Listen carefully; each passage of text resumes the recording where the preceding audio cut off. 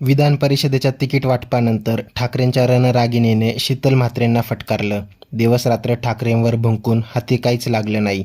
फार वाईट वाटतं शीतलूताई तुझ्याबद्दल असं म्हणत अयोध्या पौळ यांनी शीतल म्हात्रेंची थट्टा उडवली.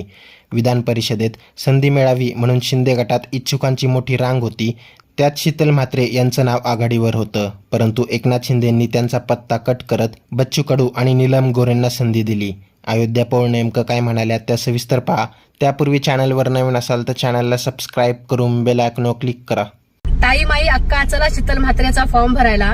खरं तर आदल्या दिवशी काय तो दांडा काय ते करून एकू मामावरती आणि समस्त गद्दार टोळीवरती तोंडसूक घेतलं आणि अर्ध्या रात्री गद्दार गटाचा हात धरणारी आमची शीतलूताई आदित्य साहेबांवरती उद्धव साहेबांवरती इतकंच काय तर राजकारणामध्ये नसलेल्या रश्मीताईवरती सुद्धा भूक भुकली का तर आपल्या पदरामध्ये परिषदेची भीक मिळावी म्हणून. पण झालं काही वेगळंच. आमच्या एकू मामाला अरे बापरे रात्रीच्या 1-1 वाजेपर्यंत आमच्या एकू मामाच्या बंगल्यावरती पडून राहिली.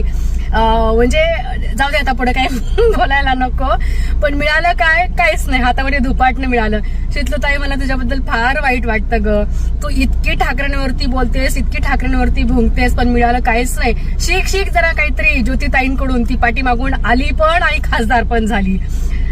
जाऊ दे शीतलताई तुझ्या दुःखामध्ये मी सहभागी आहे. काही वाटलं तर मला फोन कर. मी तुला मस्त एखादा अद्रकचा चहा वगैरे करून तुला तुझी जी डोकेदुखी वगैरे झाली असेल रडून ती दूर करण्याचा प्रयत्न करेल. यावर आता तुम्हाला काय वाटते ते कमेंट करून नक्की कळवा. व्हिडिओ आवडल्यास लाईक करा, शेअर करा, सबस्क्राईब करा आणि बेल आयकॉनवर क्लिक करा. तसेच आमच्या फेसबुक पेजवर नवीन असाल तर सत्य मराठी या फेसबुक पेजला फॉलो नक्की करा. धन्यवाद.